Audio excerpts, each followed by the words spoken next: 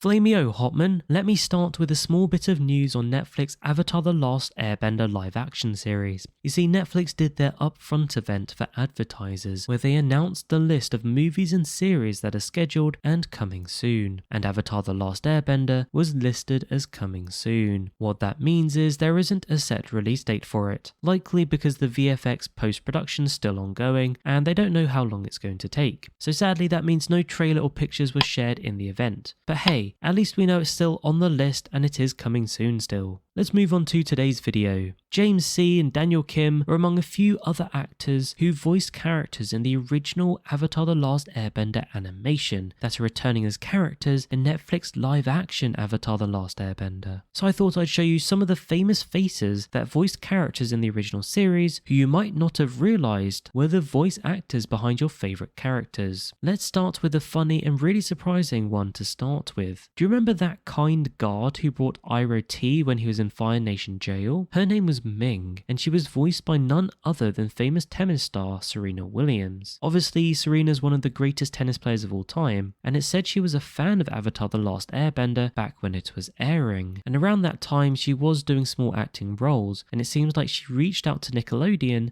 to see if she could be part of it, and that's when they cast her in this role, which I think is pretty awesome. Now, season 1 of Netflix show won't show Iroh being imprisoned, obviously because it doesn't happen till season 3, so no one's actually been cast as Ming yet in the live action series. Next, let's move on to someone more magical, Jason Isaacs. You might know him as Lucius Malfoy in the Harry Potter movies. Jason voiced Admiral Zhao in Avatar The Last Airbender. Apparently Avatar creators Michael and Brian even based elements on Colonel Tavington, who funnily enough was played by Jason Isaacs in the classic 2001 movie The Patriot. We know in Netflix live action series, Zhao will be played by Ken Luang. Next, it's Long Feng, the devious leader of the Dai Li. He was voiced by another famous face you might know, Clancy Brown. Clancy's been in numerous movies including Shawshank Redemption, but most recently you might have recognised him from John Wick No. 4. Season 1 of the Netflix series won't feature Ba Sing Se, so that means Long Feng hasn't been cast yet. Moving on to Firelord Sozin, the OG big bad that started the 100 Years' War, but he was played by someone you might recognise, Ron Perlman, another actor that's been in countless movies, but perhaps is best known for the Hellboy movies. We know Sozin has been cast in Netflix Avatar The Last Airbender live action series. He'll be played by Hiro Kanagawa.